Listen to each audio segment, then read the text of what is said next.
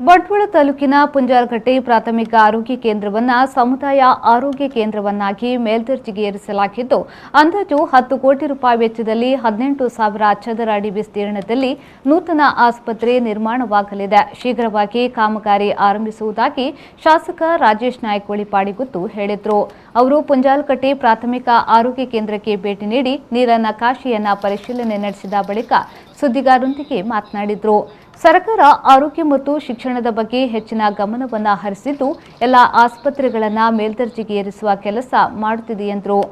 ನಮ್ಮ ಆರೋಗ್ಯ ಮಂತ್ರಿಗಳಾದ ಸುಧಾಕರ್ ಅವರು ಬಂಟ್ವಾಳಕ್ಕೆ ಬಂದ ಸಂದರ್ಭದಲ್ಲಿ ಈ ವಿಷಯವನ್ನು ನಾನು ಪ್ರಸ್ತಾವನೆ ಮಾಡಿದಾಗ ಅಲ್ಲಿಯೇ ಅವರು ಸುಮಾರು 6 ಕೋಟಿ ವೆಚ್ಚದ ಆಸ್ಪತ್ರೆಯನ್ನು ಮೇಲ್ದರ್ಜೆಗೇರಿಸುತ್ತೇವೆಂಬ ಭರವಸೆಯನ್ನು ಕೊಟ್ಟು ಹೋಗಿದ್ದು. ಅದನ್ನು ನಿರಂತರವಾಗಿ ನಾವು ಲೆಟರ್ ಕೊಟ್ಟು ಪೇಪರ್ ವರ್ಕ್ ನಾವು ಫಾಲೋ ಅಪ್ ಮಾಡ್ತಾ ಇದ್ದೇವೆ. ಅದರ ಫಲಿತಾಂಶವೇ ಈಗ ಸುಮಾರು 10 ಕೋಟಿ ಅಂದಾಜು ಮಾಡಿ, ಅದಕ್ಕಿಂತ ಸ್ವಲ್ಪ ಹೆಚ್ಚಾಗಲು ಬಹುದು. 10 ಕೋಟಿಗಿಂತ 10 ಕೋಟಿ ಮಿನಿಮಮ್ ಸುಮಾರು 18,000 ಸ್ಕ್ವೇರ್ ಫೀಟ್ 18,000 ಸ್ಕ್ವೇರ್ ಫೀಟ್ನಷ್ಟು ಬಿಲ್ಡಿಂಗ್ಗಳು ಬರ್ತದೆ. ಇಲ್ಲಿ ದೊಡ್ಡ ಒಂದು ಸಮುದಾಯ ಭವನ ಸಮುದಾಯ ಆಸ್ಪತ್ರೆ ಈ ಭಾಗಕ್ಕೆ ಬರಲಿಕ್ಕಿದೆ. ಈ ಭಾಗದ ಜನರಿಗೆ ಅದೊಂದು ಆರೋಗ್ಯದ ಮಟ್ಟದಲ್ಲಿ ಭಾಳ ಒಂದು ದೊಡ್ಡ ಇದು ಹೆಲ್ಪ್. ಯಾಕಂದರೆ ಪಕ್ಕದ ಗ್ರಾಮಗಳಿಗೂ ಇದು ಯೂಸ್ ಆಗ್ತದೆ. ಮೇನ್ ರೋಡಲ್ಲಿ ಇರೋದ್ರಿಂದ ಎಲ್ಲರಿಗೂ ಇದು ಯೂಸ್ ಆಗ್ತದೆ. ಅದನ್ನು ಆದಷ್ಟು ಶೀಘ್ರ ಇದರ ಕೆಲಸವನ್ನು ಪ್ರಾರಂಭಿಸಲಿಕ್ಕೆ ನಾವು ಪ್ರಯತ್ನ ಪಡ್ತೇವೆ. ಆದಷ್ಟು ಬೇಗನೆ ಆಗ್ತದೆ ಕೂಡ.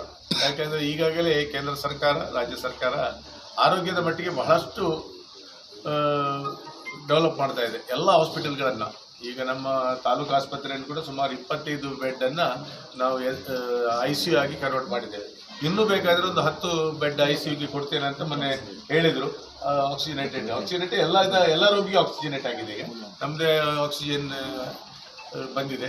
ಅದರಿಂದ ಆಕ್ಸಿಜನೇಟ್ ಬೆಡ್ ಎಲ್ಲದಕ್ಕೆ ಮಾಡಿದ್ದೇವೆ. ಪುನಃ 10 ಕೊಡ್ತೇವೆ ಅಂತ. ಆದರೆ ನಮ್ಮಲ್ಲಿ ಅಲ್ಲಿ ಜನರಲ್ ಬೆಡ್ಡೇ ಇಲ್ಲ. ಈಗ ಎಲ್ಲ ಕಮ್ಮಿ ಆಗ್ತದೆ. ಅದಕ್ಕೋಸ್ಕರ ಹೆಚ್ಚಿನ ಇನ್ನೊಂದು 100 ಬೆಡ್ ನಾವು ಕೊಡಿ ಅಂತ ಸ್ವಲ್ಪ ಜಾಗದ ಅಭಾವ ಇದರಿಂದ ನೋಡ್ತಾ ಇದ್ದೇವೆ ಯಾವ ಥರ ಮಾಡಬೇಕು ಅಂತ.